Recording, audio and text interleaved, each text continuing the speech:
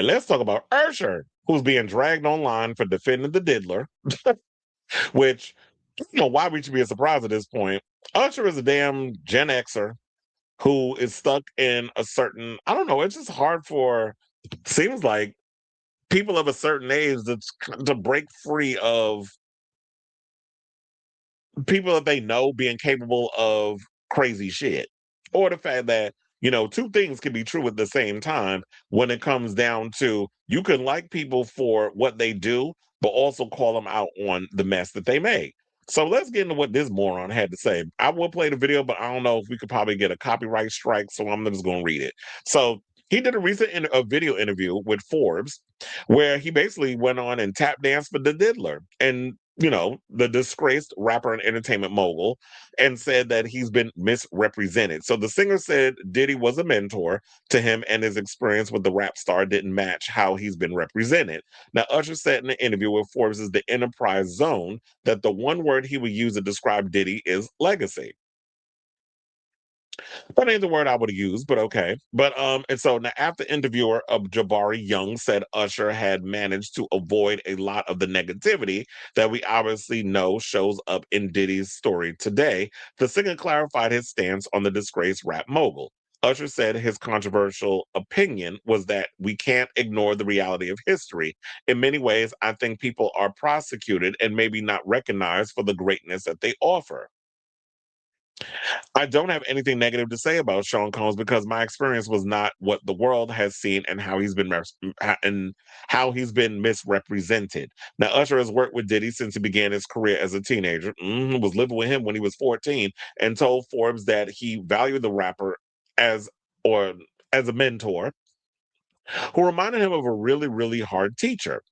He said, I can't, with any sense of humanity, not recognize the valuable contributions that this man made for us as Black entrepreneurs, for us as businessmen, for us as people who transition culture and ideas into something that's tangible and becomes business. So many people benefited from what he created, and I acknowledge that, and that's why I see him as a legacy.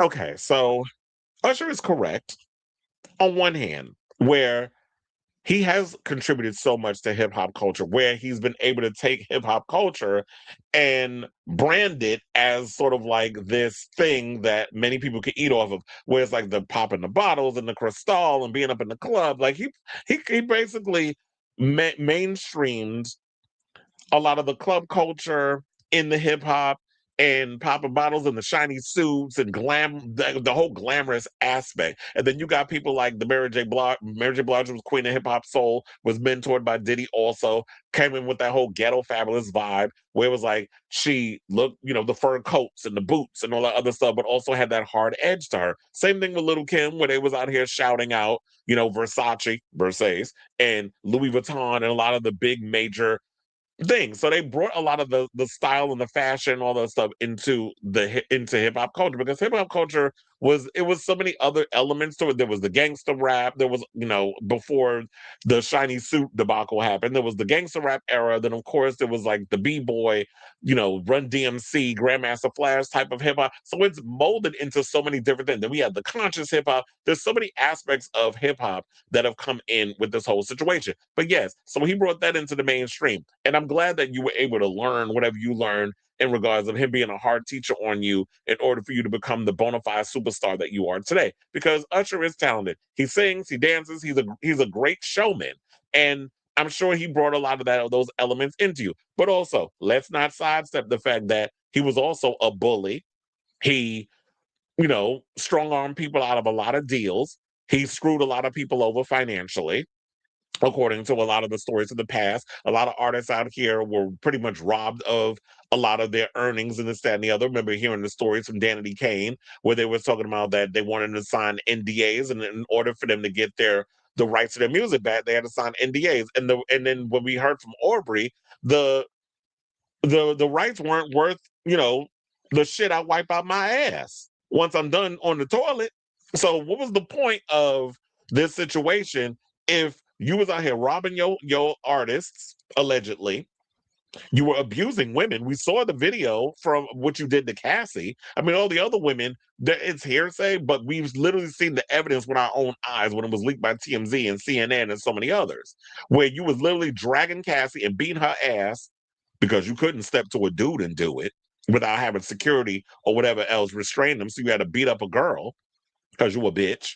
So when we've seen the evidence of you abusing this girl, where we had to go down to the court and all this other stuff, and there was a whole trial, and now you in jail. Finally, facing a lot of the crimes that you've done over the decades.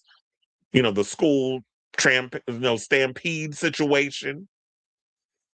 Some people blame you and said that Biggie and Tupac death, you better have something to do with it. I don't know. I wasn't there, but those are the stories that's floating around. So many different things over the years. So two things can be true. We can give, Diddy his flowers for what he's contributed to the industry, but at what cost?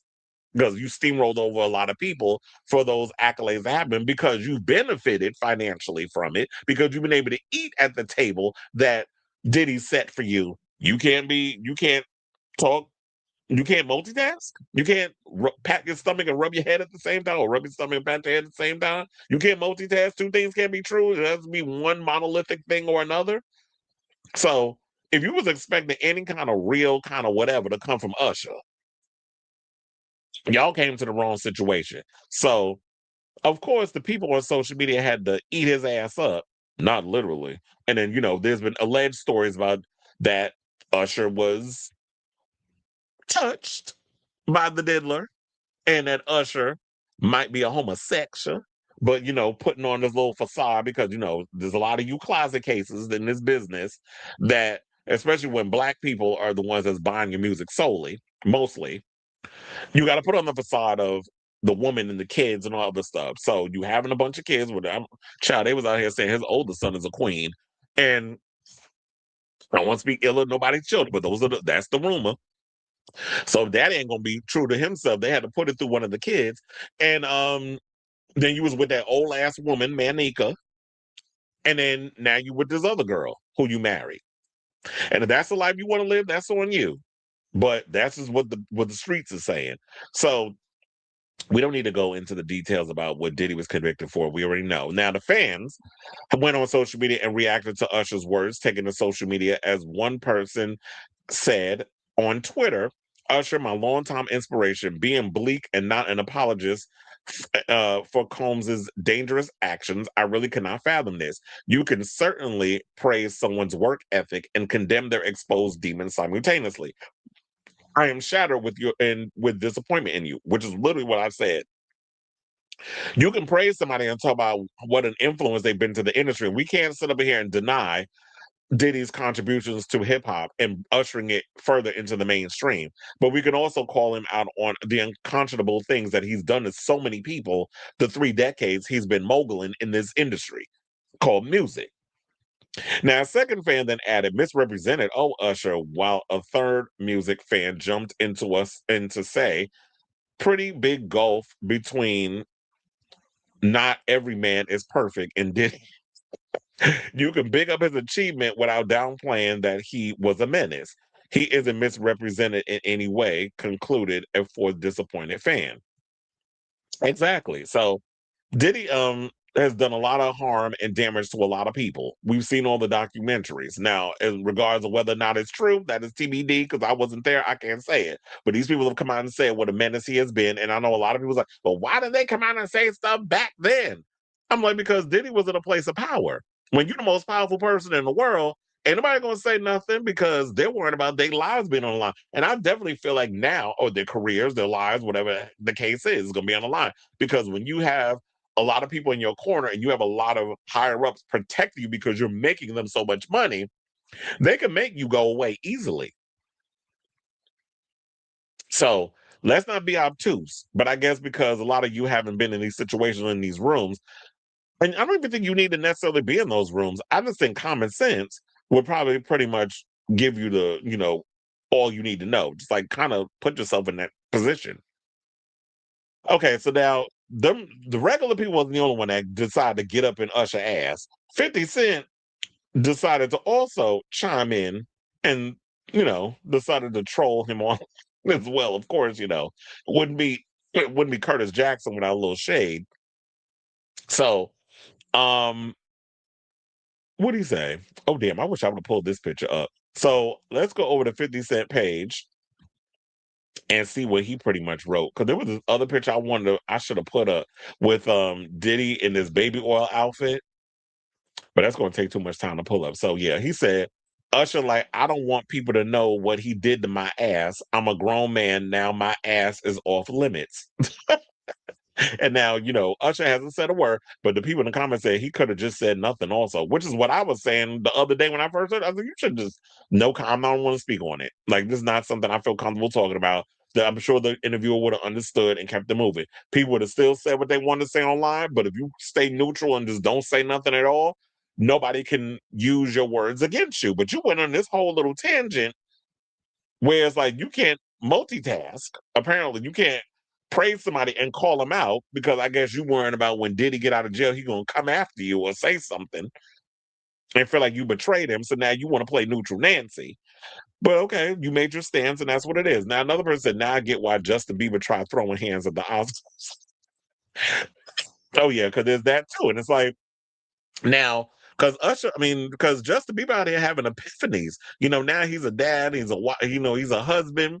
He having epiphanies. He's coming to revelations about stuff, and he now feels that maybe Usher didn't have his back, allegedly. Because the word on the curb is, even though Justin Bieber said nothing was done to him, people believe that Diddy may have touched him inappropriately, among others. I don't know who else might have been touched, but if Justin said nothing happened, we'll go along with it. But if years later he all of a sudden, because a lot of people when they get abused, they do block out certain parts of what had happened to them and they don't remember until it just manifests in whatever way it plans on manifesting. So when that day comes when he feels comfortable enough, had something did happen where he wants to speak on it, we'll give him the grace to speak on it when he's ready, not when the internet says, well, you need to admit something happened when he's not ready to admit it, or if it didn't happen at all. So another person said, I don't think that video of him beating Cassie was misrepresenting anything. Another person, I don't understand why people defend others that have committed vile crimes. Another person, Usher don't want them tapes released. Another person said, wasn't Usher in some huge herpes lawsuit? So um